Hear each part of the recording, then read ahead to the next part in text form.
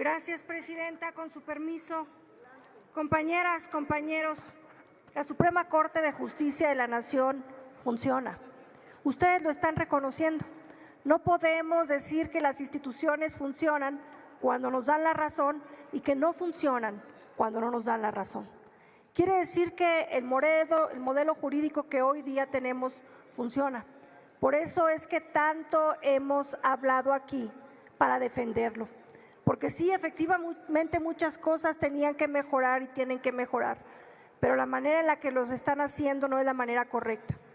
El debate que se dio en la Suprema Corte de Justicia de la Nación ayer fue un debate histórico y no se pudo llegar al fondo del asunto porque eran 4 etapas las que se iban a tomar a consideración.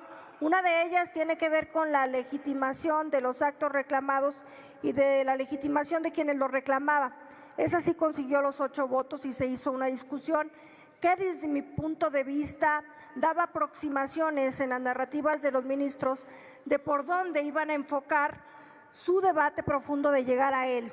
Y aquí quiero reconocer al ministro Pardo Rebolledo, quien en todo momento habló de las obligatoriedades del Estado mexicano en cuanto a la convencionalidad de los derechos humanos y cómo el acceso a la justicia y el derecho a la justicia es un derecho humano que está salvaguardado en el artículo 1 constitucional, no solo en cuanto al principio pro persona, que habla de que se debe de dar la mayor amplitud de derecho a los derechos constitucionales cuando son para las personas, para los individuos, sino que habla del principio de progresividad, que habla de la legislación futura, de los actos futuros que debemos de hacer para salvaguardar a esa convencionalidad. Qué lástima que no pudimos llegar a esa parte. Después viene esta parte que tiene que ver con la legitimación, viene la parte que tiene que ver con la posibilidad de analizar o no la constitucionalidad de la Constitución. Y es aquí donde no se alcanzaron los 8 votos suficientes, pero que fue muy enriquecedor escuchar a ministros como el ministro Lainez o la ministra Margarita Ríos Farjat hablando de la necesidad de tener este debate, de la necesidad histórica por la excepcionalidad del caso, que se estaba trastocando pilares fundamentales de la Constitución que tienen que ver con la esencia misma de nuestra Constitución y de nuestro pacto federal, de nuestro modelo republicano de gobierno, del federalismo, de la democracia, de la laicidad, estos pilares fundamentales que en la procedencia del estudio ya no alcanzaron la mayoría de 8 votos suficientes para poder seguir a lo que eran las violaciones al procedimiento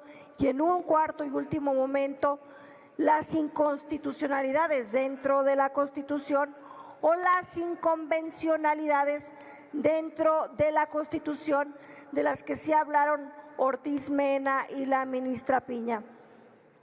Es interesante que hablemos también de la participación del ministro Aguilar, que habló de por qué no se hizo caso a este decreto de supremacía constitucional. Primero que nada por el principio de certeza jurídica, el principio de irretroactividad de la ley, porque estaban invadiendo funciones del Poder Judicial al darle instrucciones de qué hacer con los asuntos en trámite. Y tercer punto, asunto en trámite, ni siquiera le avisaron la ley orgánica del Poder Judicial para saber hasta dónde, según ellos, se agota el trámite de los asuntos para que comience el proyecto de sentencia. Esos fueron los argumentos por los que se rechazó. Yo sostengo, no existe una supremacía constitucional cuando hay violentaciones a los derechos humanos. Me asiste la razón consagrada en el artículo 1 constitucional y me asiste en que su exposición de motivos cuando se votó daba el carácter de equiparable a la Constitución esta progresividad de derechos humanos convencionales. En este sentido, compañeras, compañeros, lo que quieren destruir funciona. Y hoy, durante toda la agenda política, van a pasarse reconociendo la actuación de la Suprema Corte de Justicia de la Nación, garante de la Constitución, pero también garante de las convenciones y de los derechos humanos. Este debate histórico no es el fin, es el principio, sin duda, de una nueva época para la Corte.